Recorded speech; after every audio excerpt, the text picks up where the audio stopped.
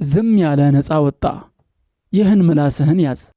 መልካምን ይናገር አሊያም ዝም ይበል። ምላስን መጠበቅ እንዳለብን የሚጠቁሙ ነብያዊ ምክሮች፣ ከመጥፎና ከማወክ መቆጠብ እንዳለብን የሚያመላክቱ። እውነተኛ ሙስሊም ማለት ሙስሊሞች ከእጁም ከምላሱም ችግር ሰላም የሆኑበት ነው። ስለዚህ አእምሮ የተሟላ የሆነ ሰው ለኸይር ካልሆነ በቀር ምላሱን ይቆጥባል። ምላስ እንደ ነፍስ ናት።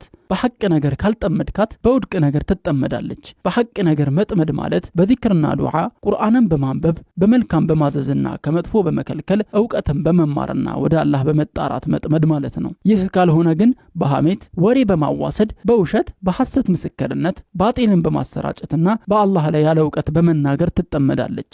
ለሁለቱም ታዲያ ክፍያ አላቸው። ረሱል ሰለላሁ ዐለይሂ ወሰለም እንዲህ ይላሉ፣ አንድ ባሪያ ምንም ቁብ የማይሰጣትን አላህን የምታስወድድ አንድ ንግግር ይናገራል፣ በሷ የተነሳ ደረጃውን ከፍ ያደርገዋል። ሌላው ባሪያ ደግሞ ምንም ቁብ የማይሰጣትን አላህን የምታስቆጣ አንድ ንግግር ይናገርና በሷ የተነሳ ጀሃነም ይገባል።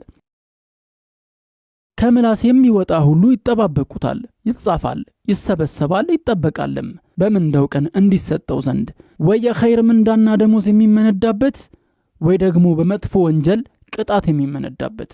አላህ እንዲህ ይላል፣ ما يلفظ من قول إلا لديه رقيب عتيد። ከቃል ምንን የማይናገሩም በአጠገቡ ተጠባባቂና ዝግጁ የሆኑ መላእክት ያሉበት ቢሆን እንጂ። አስተዋይ ሙስሊም ከምላሱ ወለምታ በጣም ይጠነቀቃል። ምክንያቱም ምላሱ የቂያማ ቀን ጸጸትን የሚወርሰው ነውና።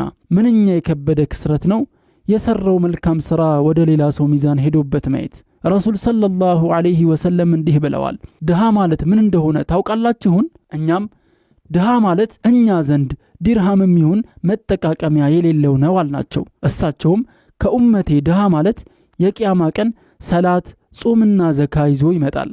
ነገር ግን አንዱን ሰድቧል፣ ሌላውን በዝሙት አምቷል፣ ያንዱን ገንዘብ በልቷል፣ ያንዱን ደም አፍስሷል፣ ሌላውን መጥቷል። ከሰውየው መልካም ሥራ ተነስቶ ለተበዳዩ ይሰጠዋል፣ ለሌላኛውም ከመልካም ሥራው ተይዞ ይከፈለዋል።